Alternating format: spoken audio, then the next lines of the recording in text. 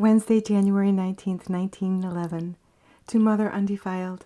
Months have gone by without any documentation of my devotion to you, because it was not ladylike at all, but only an accounting.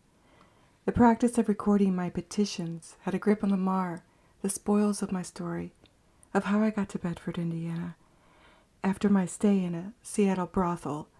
Not in practice there, for somehow I was saved of any sin with that. But the sully swing of stain I watched and did nothing about but complain and beg for money to leave. But it was never about the money, the thing that would save me, although it helped, and came when I said I was ready to let go of the thing. For love of you, I do not want to record the bad parts, but the goodness of my attorney, David, and how he helped me get out of there, and to hear, sitting on this porch, as I think of you, waiting for the children to come over. My real and true name is Mary.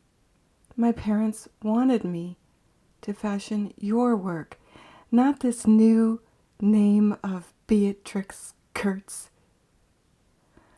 I will take my new identity, but do I have to accept the fact that my name rhymes with Hertz? Can you just please, Mother Mary, help me not to keep a log or a record of how I got to Seattle, but instead my landing in Bedford? Help me to record the good times for the uplift needed, because you know that in a moment a circle of children will need me to be someone pulled together, someone brisk. Mother, your purity is startling. I saw it in my new family when I arrived last year, after losing the child placed in my care.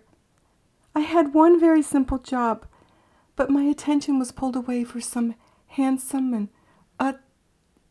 upset Italians, many of whom are my friends today, for they stopped their arguing when I started to wail and scream for the lost one. Here I was, a stranger in the town, but the instincts of these aliens were universal. A child need to be found. Why did the Lord bring me here to save me and then lead me right next and quick, in just a short stroke of pathetic, to ruin it all on my own account?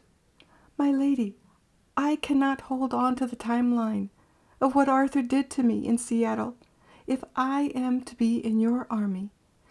For love of you, I must not want anything but the daily bread.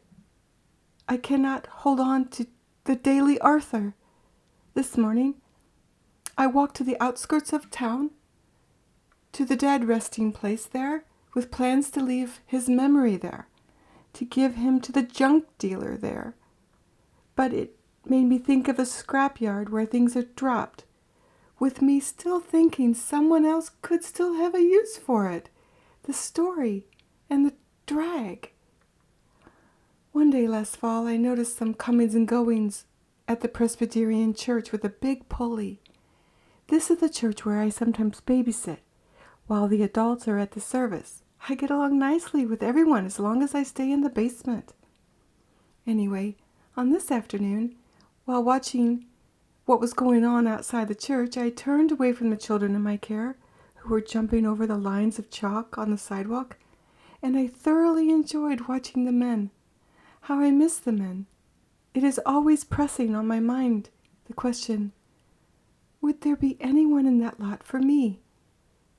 Am I too old? From my distance, I could see that the flow of work suddenly died. There was a huddle of the men, some yelling, someone dismissed. That rejected worker was now headed my way. He carried something with him that looked like a pipe. I went out to the road to meet him, asked him what was going on over at the church and what he was carrying. He stopped by because he wanted to vent, said the church was getting a new organ. He needed to blow. He was hanging on to that broken pipe. It was a dusty pipe that cracked. Said to the foreman that he would like to have it to take it home for the scrap metal. I asked, how did it get busted up? He said a repairman fell on it. I was not the man who fell on it. I only wanted to sell it. This was the thing that upset the flow of spirit and unity among the workers. But he said he got what he wanted, and as he walked away, he lifted up the pipe.